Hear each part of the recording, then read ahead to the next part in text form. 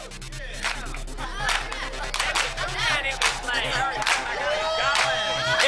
see a faded sign at the side of the road that says 15 miles to the...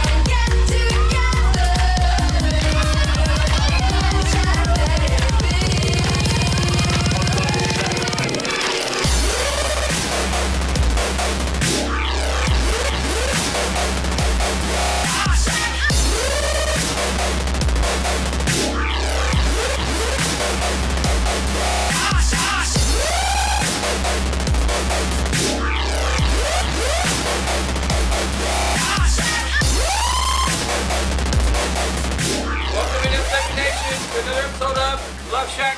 I'm your host, Big Al, the Doctor of Love.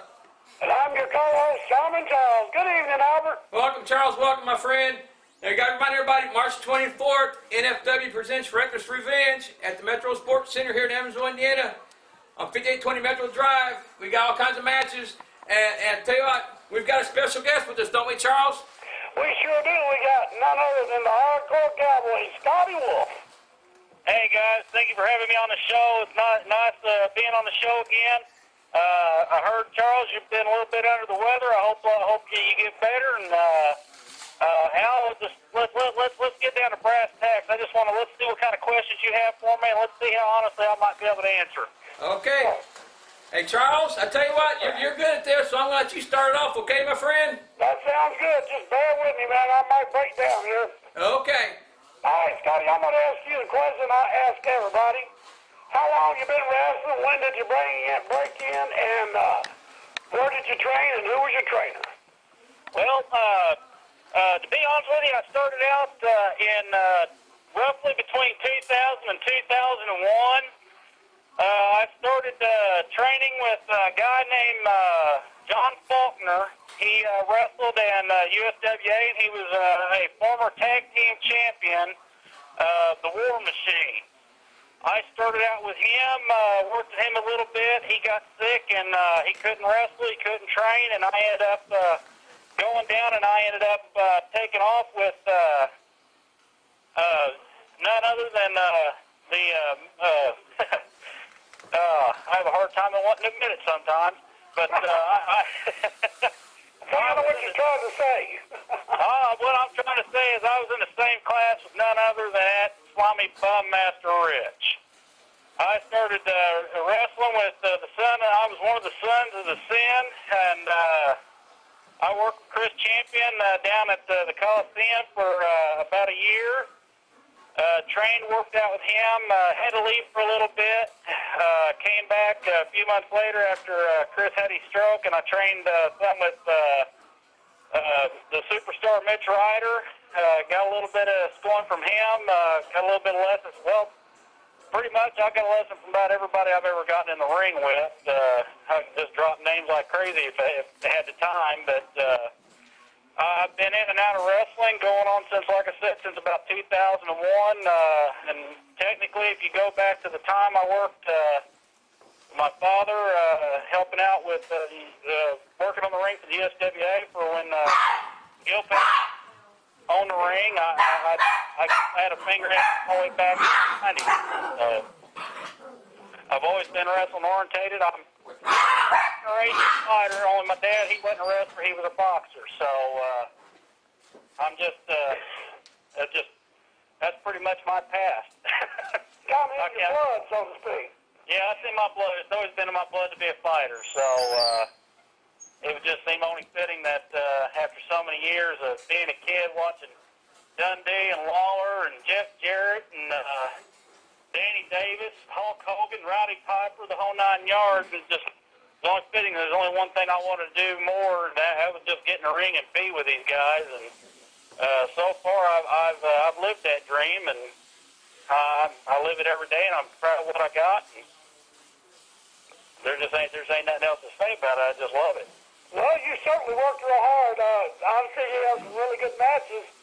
Now, you tagged for a long time with Big Bull Lee, is that right? That's right. I worked with Big Bull Lee for a little over 2 years, in and out of NFW, a little bit here, a little bit there.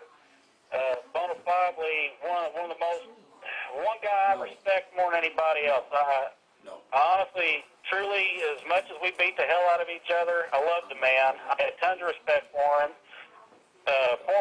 Former Iraqi war veteran. A lot of people didn't know that. He was in the Tennessee National Guard for a while.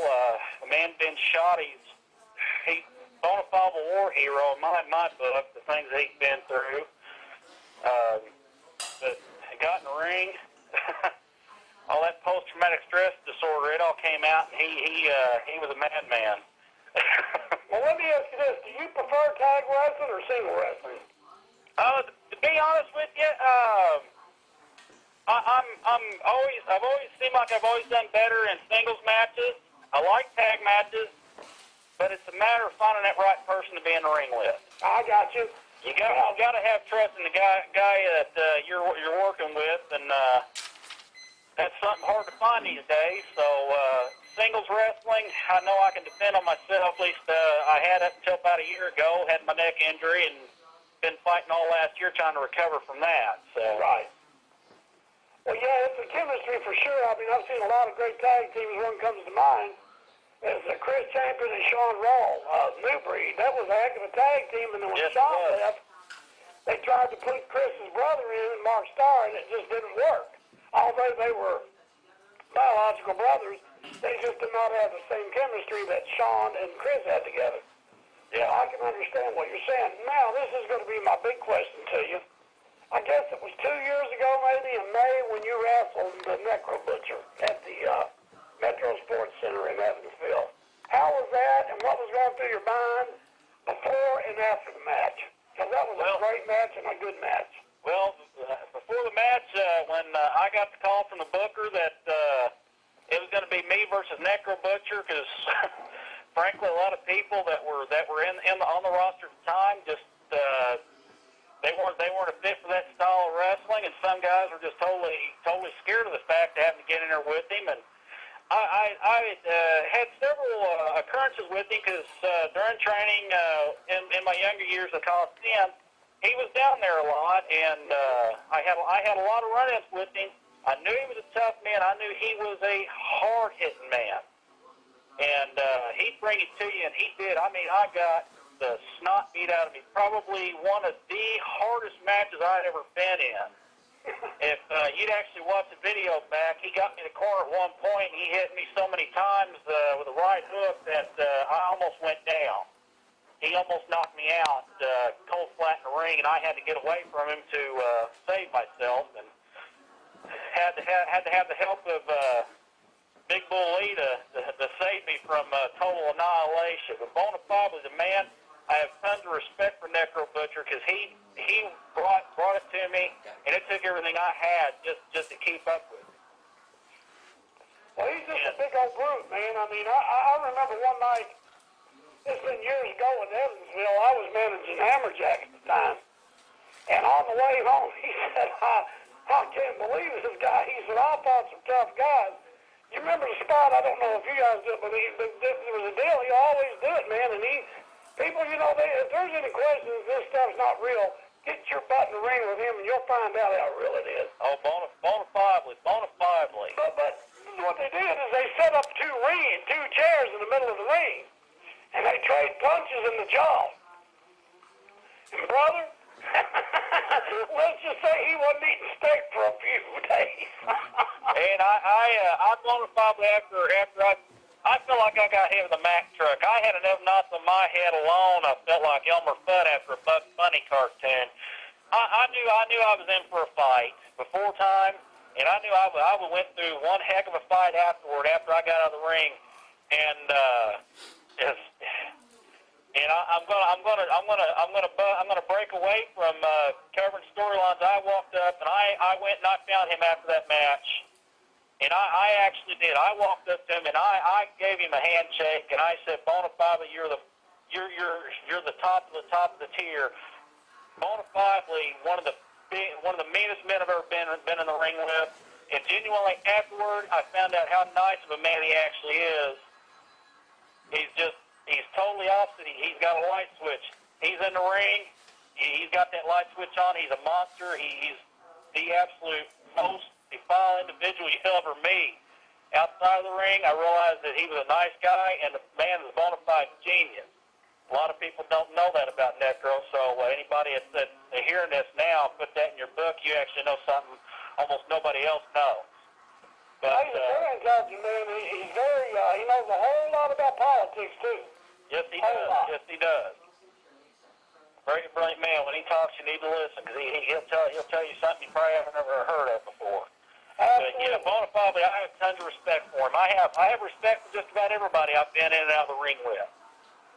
Whether I like him or not, it's a whole different matter. But I have respect for everybody I've ever been in and out of the ring with. I got a couple more questions I'm going to ask you, and then I'm going to send it over to Albert. I'm sitting here about to die right now. But I guess what I want to ask you next is, I know you've worked around a lot, and you've been in the NFW now for a good while, and I want you to tell me how you like working in the NFW and how it differs from other companies, and what made you come to the NFW? Well, I really haven't worked for a whole lot of places because most of my life I've stayed here in Southern Indiana. I didn't want to go big. It was never my intention to go to WWE, and the one outfit I ever wanted to work for was ECW, and that folded before, let's just say, I ever got good enough to ever make my way to Philadelphia. But working for NFW, I've been in the NFW since 2000, I think end of 2007, early 2008, if I remember right. I may be wrong. I have to check history books. But I walked in. I knew right away it's a whole different atmosphere when you walk in NFW. It's a family. It's everybody is there for one purpose, and that's to have a good time. And that right there alone, I come out there, and I know when I come out there, whether people hate me at one moment or they love me the next, I know I got a reaction. People love it, and if the crowd is hard, you got to bust your butt to get the crowd to appreciate you, and that's hard to do. And it's even harder to keep it. But compared to other places I've been in, I've been in front of a lot of different crowds. Bona fide, I love Evansville. And I know we got a show coming up in Selvin. I actually helped them get that building. I had a finger in it. We've had 3 shows there previously, and we've had good crowds there. And so I ain't taking anything away from Evansville, but that's an awesome crowd too, and I can't wait to go back there. I'm looking forward to that. To me, Selvin is as close to my hometown as I'm going to get, because right now we're still in the process of trying to get shows and stuff lined up with that. But that's back business stuff. That's nothing for the fans to worry about. Right. But I love NFW. To me, I feel like I'm a part of the company. I feel like I'm a shareholder, because when I walk in, I do everything I can to bust my butt to give the fans everything I can give them. Some days I ain't up to par, and I apologize for it, but I still try to do everything I can to get in there and go after my opponent, whip his butt, make a good show, and just do everything I can for the company. Right. And I know it's the same mentality that just about everybody in the back has. Everybody loves it there.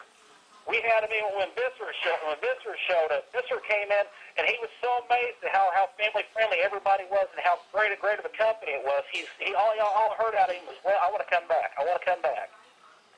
And hopefully that'll be something down the line that'll happen. Well, I'll tell you what, I'm an old road dog. I've been doing this for a little while. I've wrestled up north, up east, down south, west, southwest, and the NFW, like you said, it's family-oriented. I just feel like, I feel close to everybody in the company. There's some people I don't really care for, other than the way they act, but... And that's just part of our business now.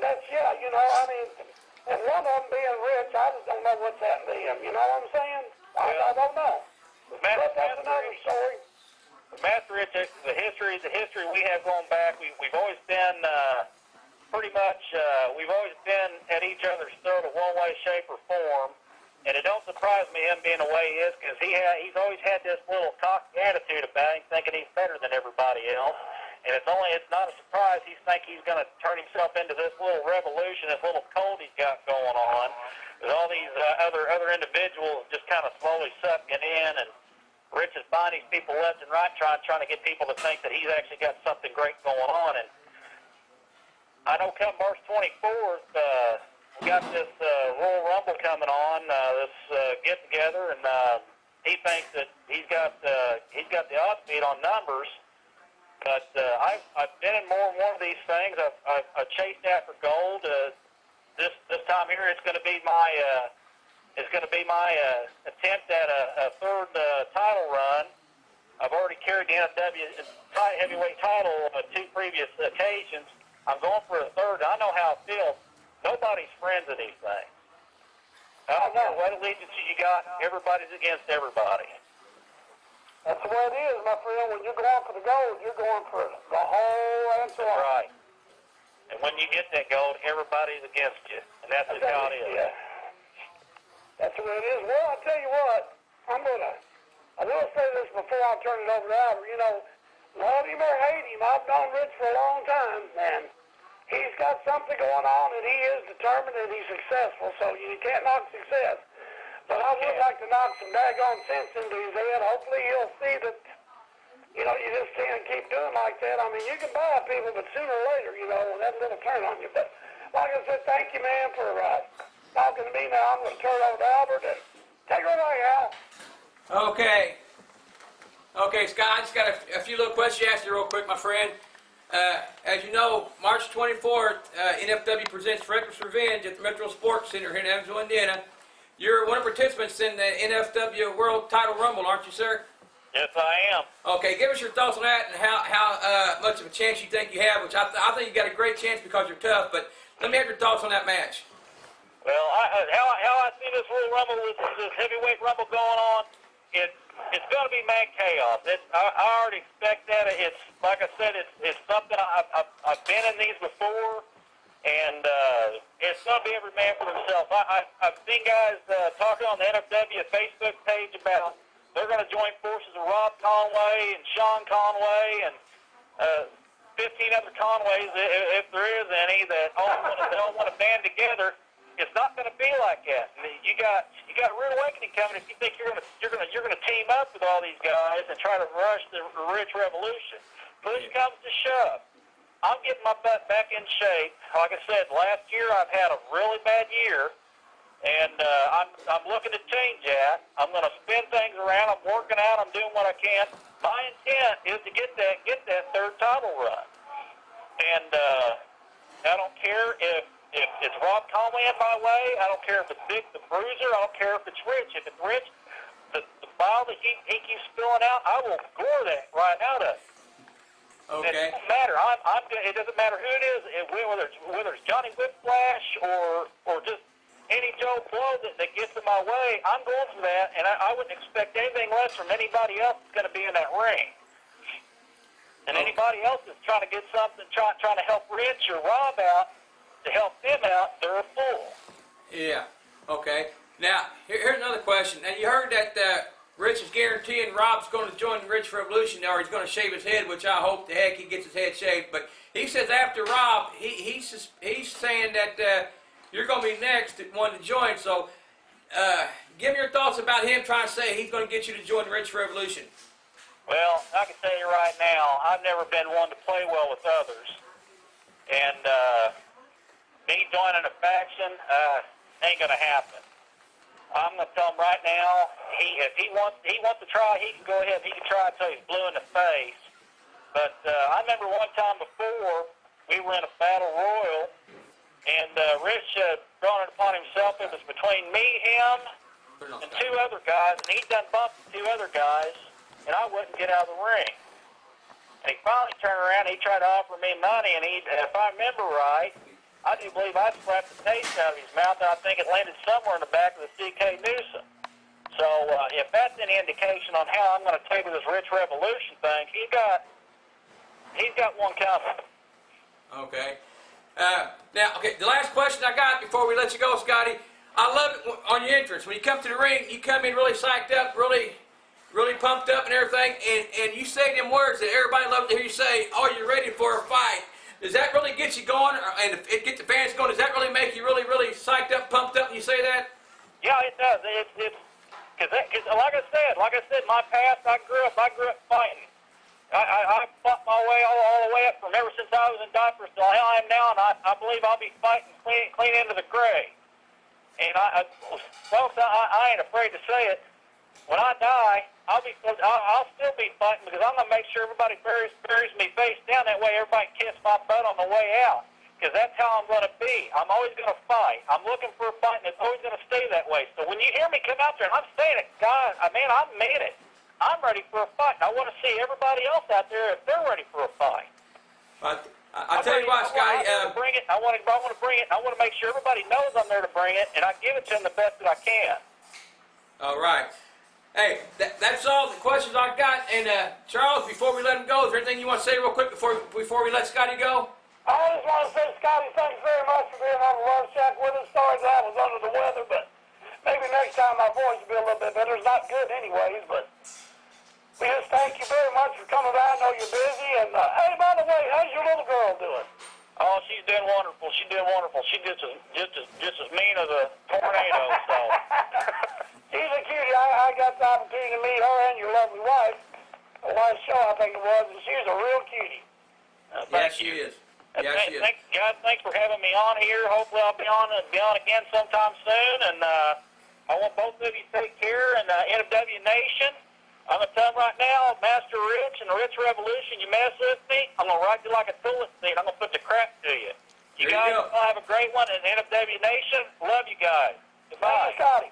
There you go. Thanks a lot, Scotty. We'll talk to you later. Good luck on March 24th.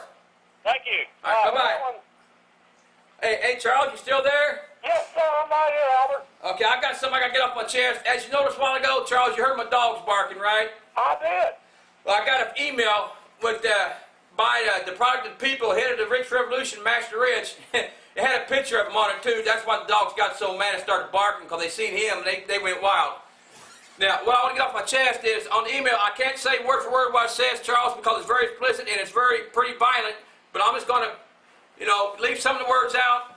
But what it is, he's emailed me, daring me to be in the NFW World Title Rumble. He says, I'm not a man. He says, I can't take whipping like that. He says, I'm a chicken, I'm a coward.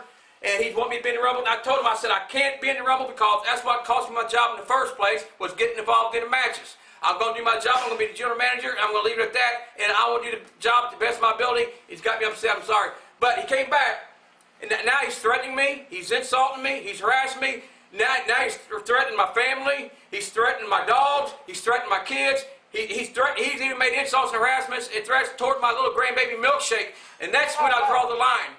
So, Rich, I tell you what, you want me in the Rumble, you got me in the Rumble. Now, I ain't going to win the match. I know I'm going to get my butt whipped, but I'm going to take it like a man, and I hope to heck that you get in there, and I hope I see you, man. I hope I can just jump on top of your back and put my hands around your scrawny little neck, you little punk.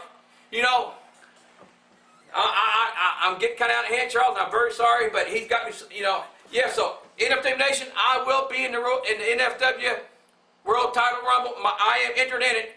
And I can't wait. Yeah, I'm going to get beat, but I'll tell you what, I'm going to put my hands around his scrawny little neck. Well, Albert, I'll tell you what, you sure you want to do this? I'm afraid he'll kill you. You're just not, you sure this is what you want to do? Yeah, I got to do this. Like I said, Charles, I don't have a chance.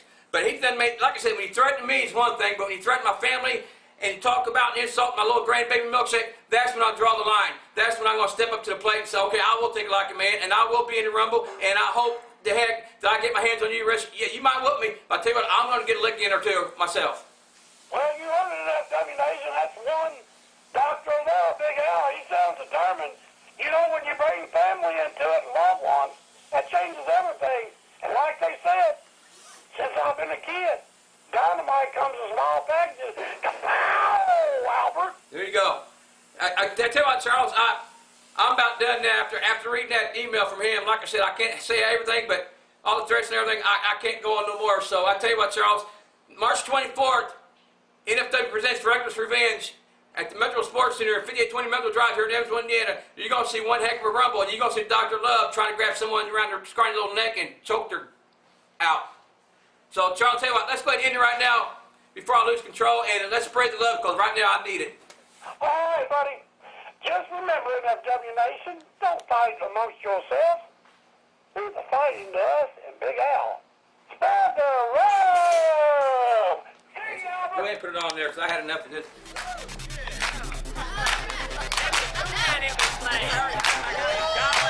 If you see a faded sign at the side of the road that says 15 miles to the